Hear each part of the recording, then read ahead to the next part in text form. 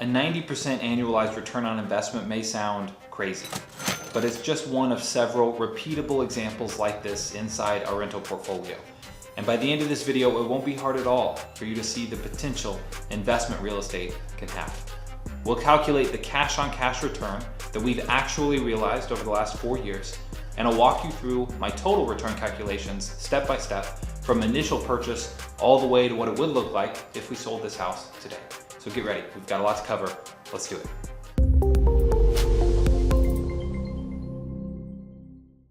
Hey there, my name is Steven Spicer, and it's my goal to help you invest smarter. I'm assuming that's your goal too, since you're here. So if you haven't already, don't forget to hit subscribe and click that notification bell. I'm super excited to dive into these numbers with you today. First, I'm going to give you a brief background and overview of this property so that you have necessary context to understand this deal. Then I'm going to walk you through every single number, everything that's affected my bottom line, in the hopes that I can help you be aware of some of the expenses that might come up along the way, and also maybe pick up some of the strategies that we've used to help us realize such a high ROI, return on investment, on this property. Then finally, real quick, I'll pull out some of the specific lessons I learned from this property. Most importantly, the things that I do differently in the future. So if you're just here for the numbers, or you just want the lesson takeaways, don't waste your time complaining in the comments. Check the timestamps. I always take the time before publishing a video to break everything down and make it really easy for you to jump around to the parts that will be most valuable for you. And that's fine. I want to help. I don't want to waste your time. But for those of you who want to understand my full story and get to know me a little better, awesome. I like that. I just plan to work in little bits here and there as I give you the background to each of these properties that we'll be going through now and in the future. And I'd love to hear from you if this format of background numbers and then lessons is helpful, or if you'd like to see something else as well. Don't hesitate to let me know. I love talking about this stuff. I'm excited. So I'll see you in the comments, but for now, let's dive in. So the first property I thought we could go through is the one that I talked about in the video about what Graham Stephan and Meet Kevin aren't telling you. I just showed you rough numbers there, and many of you said that you'd be interested in a detailed deep dive. Well, I love that idea, so that's where we're going to start. And now, at this point, to pick up the story where I left off in that video, we're done with all the repairs, and we have it rented out again. Spoiler alert, it's now rented for even more. So now, with those finalized numbers, we can better understand the actual ROI realized since purchase, and we can look at the projected ROI going forward. Now, this was a property that we purchased after having done this for several years already. It ended up being a pretty seamless acquisition. Like, there weren't really many surprises on the way up to getting it rented out and money flowing in. Also, this was a pretty rare example where we didn't have to deal with it very much along the way. Either the house was just that solid that it didn't ever have any problems, or we just found some quality tenants, likely a combination of both of those. So for the last 4 years, we've been pulling rent from their bank account without any issue. Honestly, with this family, I can only think of 2 times they caused us any problems along the way. First, shortly after they moved in, we got a call from the city inspector complaining about the chickens that they had pinned up under their staircase to their front door. Apparently that was some sort of city code violation, so we had to shut that down. And then the only real problem we had with them was that they didn't tell us when they were leaving, and they left a massive pile of trash on their front yard. This time it was a threatening letter from the city inspector that we received, the new city inspector, that brought this to our attention. But I'm not complaining. When you're dealing with smaller houses, that just sometimes comes with it. See, I want to share this with you, the good and the bad, so that you can know if you truly are interested in these type investments, and so that you can be prepared, or so that you can adjust your particular strategy. I just hope you find this all helpful. On the whole, this has been a great investment with significant return on investment. So let's get into those numbers so that you can see exactly what I mean. All right, so this is a 2-bed, 1-bath, 1,200 square foot single family home. It's on a lonely street, like I had never driven on it before, even though I grew up in that town, back in my hometown that, for context, has a population of about 15,000.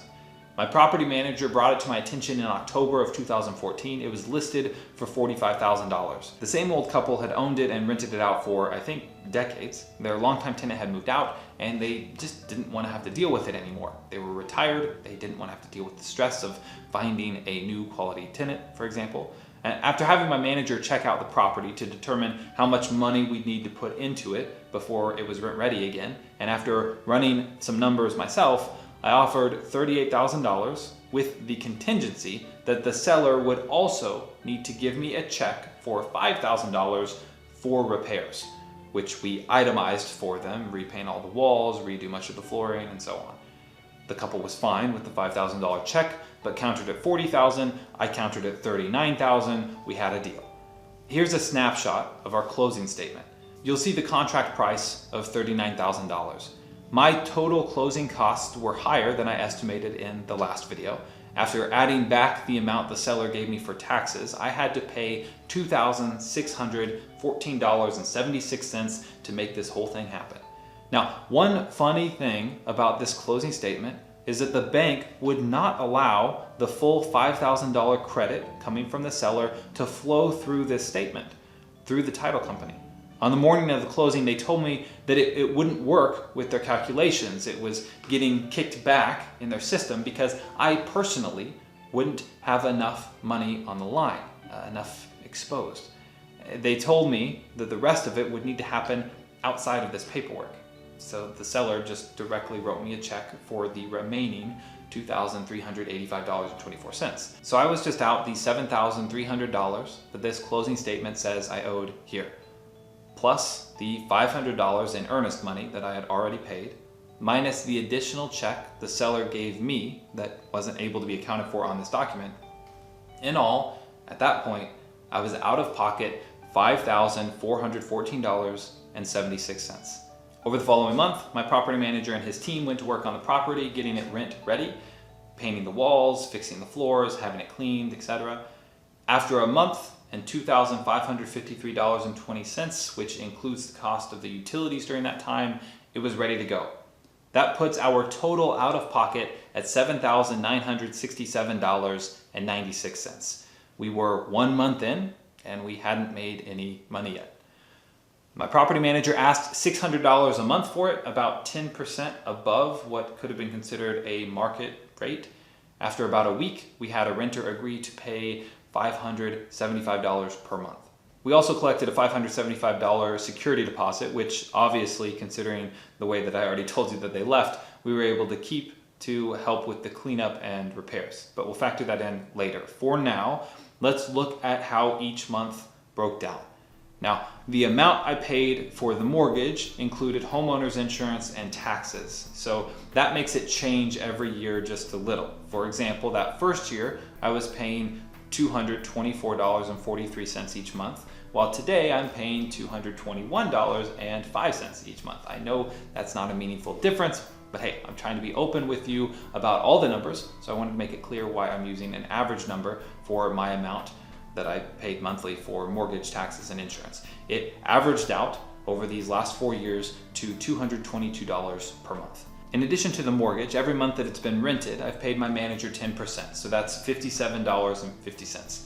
Other than that, I haven't had any monthly expenses or even one-time expenses, which, as I said before, is rare over these last 4+ years. I did, however, factor out $120 each month for my F fund. This is just a theoretical calculation I work into each property with the understanding that one of them at some point will have a significant and expensive and you could say unexpected issue. So it's a pool of funds there for an emergency or really just any one-time expense. Over the last 4 years, this house never had to dip into that fund, but other properties did. We did use money from that fund to fix this house up and to get it ready for the new tenants, which we'll talk about the specifics of that in a second.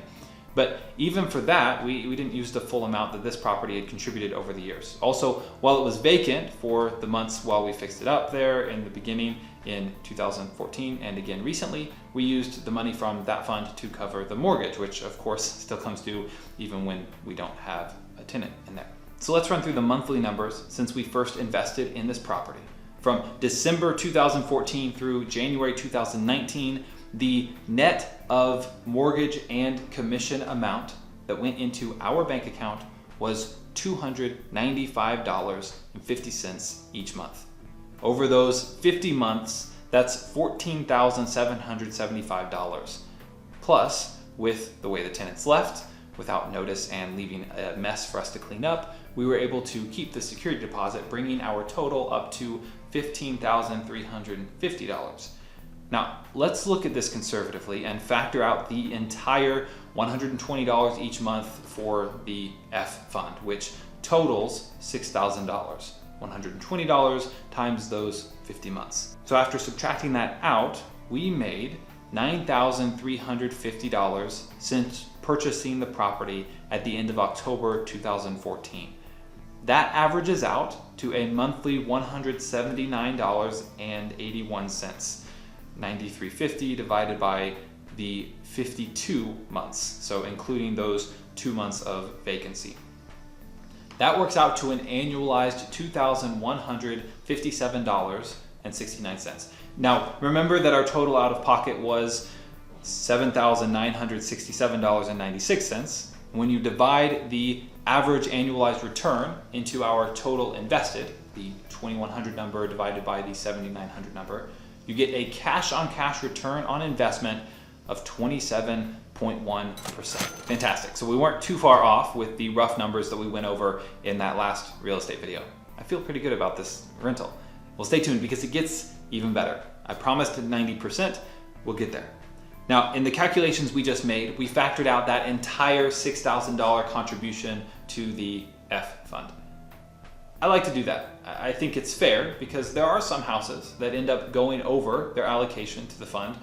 In fact, for all I know, this house could have some crazy random expense come up later this year that puts it over. That's the point of the fund pool. The houses that need it will use it. And I know big unexpected expenses will come up from time to time, but it's impossible to know on which house. So in short, the ROI number that we just looked at is the return while allowing for those large expenses.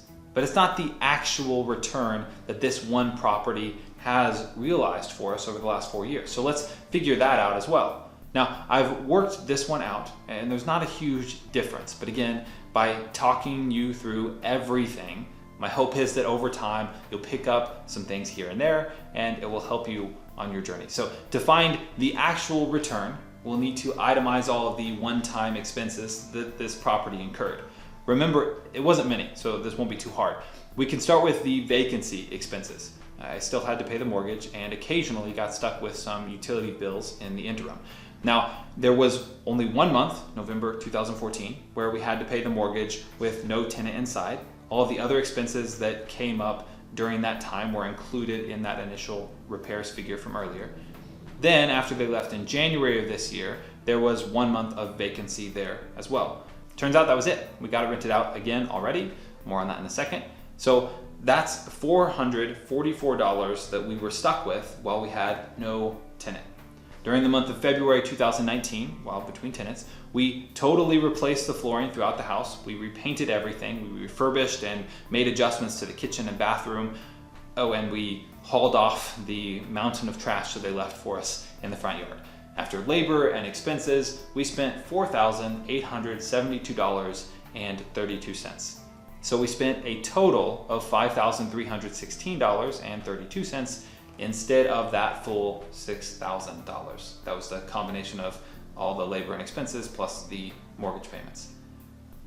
Which, after we run through the calculations again, that bumps our actual annualized ROI since initially investing more than 4 years ago to 29.1%. Great, a little better, a little more exciting, but it gets even better. You see, my property manager is amazing, which, by the way, will be the subject of another video soon. I've received a lot of questions about managers, so we'll talk about that. But anyway, he once again pulled in an above market rent of, this time, $600 per month. That means going forward, our ROI will be even higher. Let's see what it'll be. Take out the $60 management commissions, $120 F fund contribution, and the now $220 mortgage payment. We're left with $200 each month. When you run out the numbers this time, you're left with a conservative 30.1% projected annualized cash-on-cash return on investment. But that's not all. I care more about the cash flow, as I've made very clear, than anything else.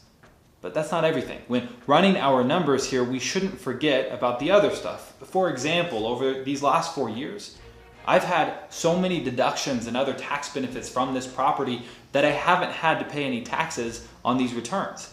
You can compare this 30% after-tax return to a 30% return that you might get from your long-term stock portfolio.